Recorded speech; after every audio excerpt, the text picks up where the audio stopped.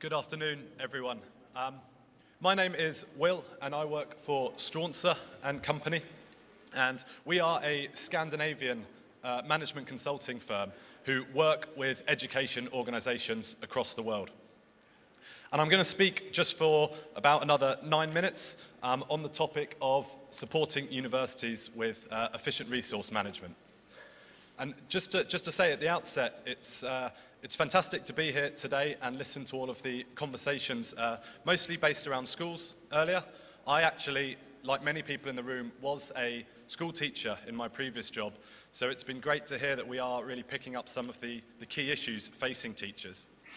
And if I think about how what we've spoken about today links to my talk, it's probably that when we talk about new innovations for teaching or ways to develop teachers, these are great suggestions, but ultimately, you know, in all our education organisations, we do have finite resources, and looking at ways to optimise those resources to free up resources for the new initiatives is very important. And I'm just going to explain to you something that we have developed over the last few years, a framework for working with universities on efficient resource management. And this has been developed with leading universities, often large institutions, ranked in the global top 100 to help them try and achieve some of their educational outcomes.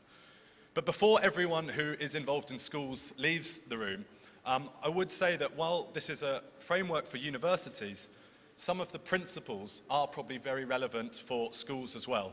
So I'd encourage you, those of you from schools, to think about how I could apply some of these ideas in the school.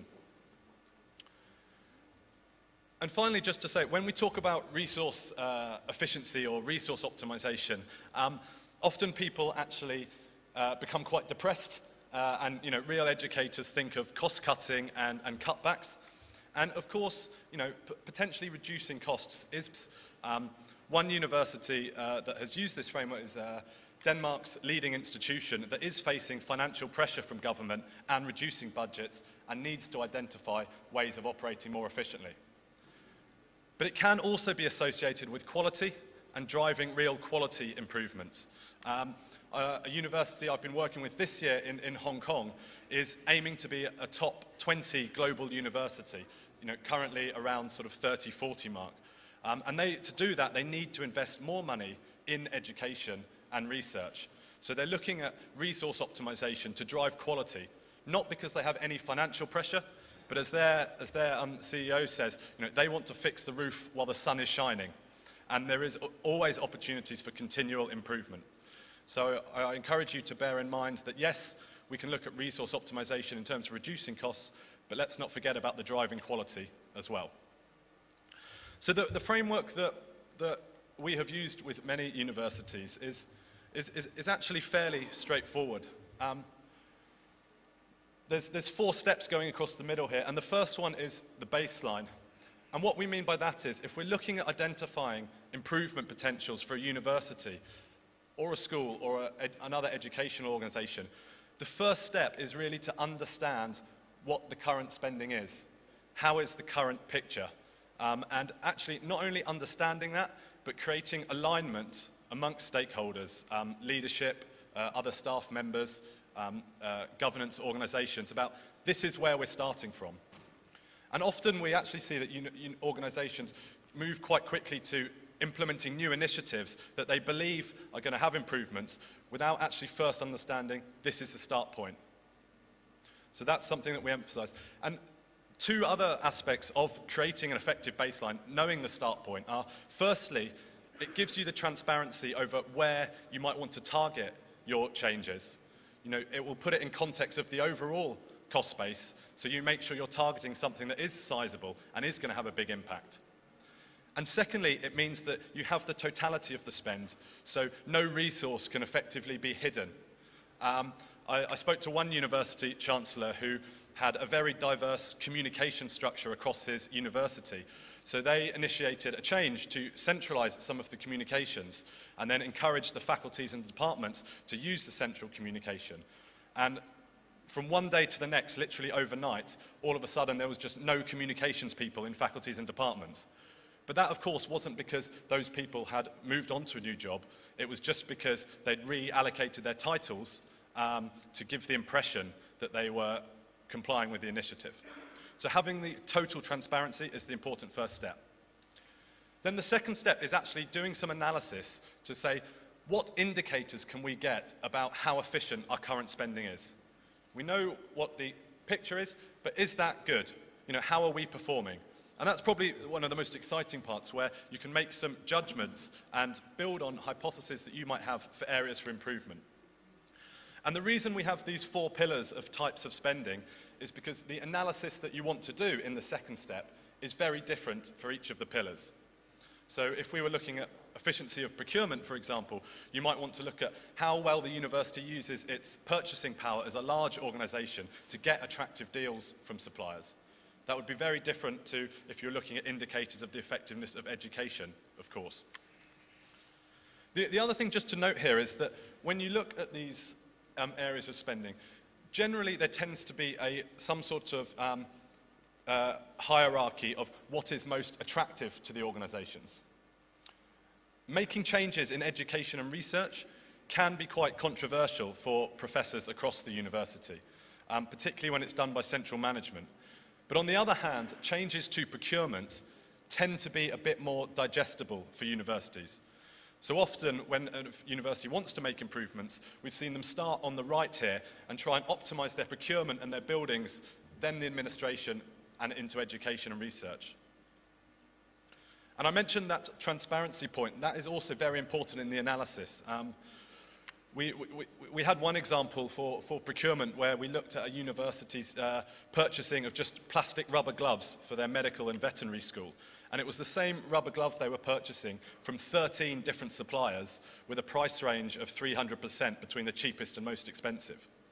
And that's an example of something that actually the majority of people at the university could agree that we can do this better. We can purchase, fewer gloves from one supplier and take better deals. Some of the other analysis can be a bit more controversial and require a lot more context understanding, but there is a spectrum here, and there are, from our experience, opportunities for quick wins, if you like. Then, of course, step 3 is some initiatives. What are we going to do about the situation? We've analysed the effectiveness of the current spending. Now let's make some initiatives. And then step 4 is implementing those changes. Of course, step 4 can be one of the most challenging steps for organisations that we work with, but it's absolutely crucial to make sure the change happens. And the reason it is crucial is because the bottom line here is, from the projects we've done with universities, there is generally a potential for savings or quality improvement. We really do see that when we look at these pillars, there is a great opportunity for universities to optimise their spend. Just to finish off, I'm just going to show just 2 slides of examples of analysis in this section 2, because this is the fun part, certainly for me, and to try to bring to life the framework. One of the bits of analysis we have looked at for the education pillar is time use for teaching for professors.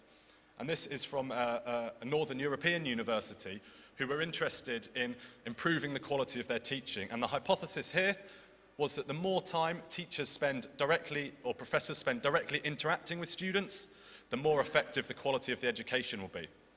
And when we did the analysis to look at current time use, the outcome was that of their teaching time, which was about half of their total time, only 13% was direct interaction with students.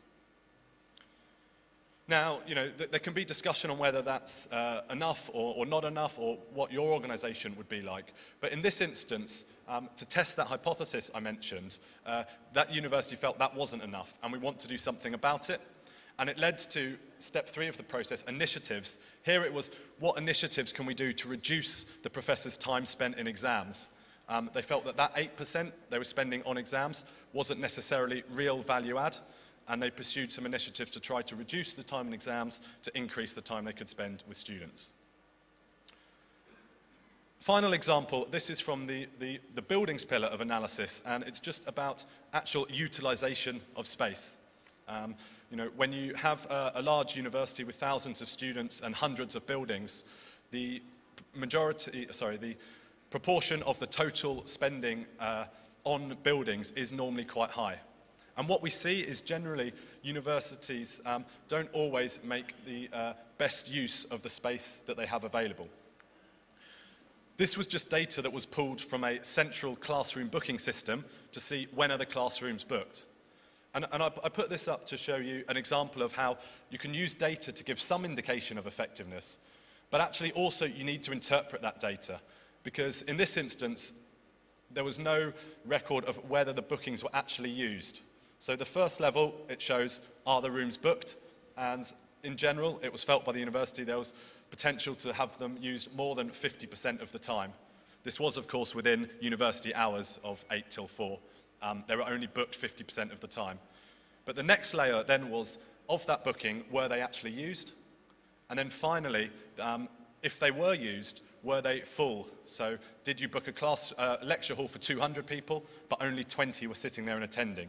So what was the utilization of that space? And here, the university then actually conducted some samples to supplement this booking data, where they went to lectures and actually judged, are we using our capacity the right way? Can we rearrange our buildings portfolio? So I should probably come to a conclusion there, because I said I would just speak for 10 minutes. But I've been working on this framework for the last 2 years of my life with several leading universities, and I'd really welcome the opportunity to discuss it further after the session over lunch. I'm particularly interested if anyone has a school's perspective about how this might apply to optimizing resource use at schools as well as universities. So thank you very much, and I look forward to speaking later, hopefully.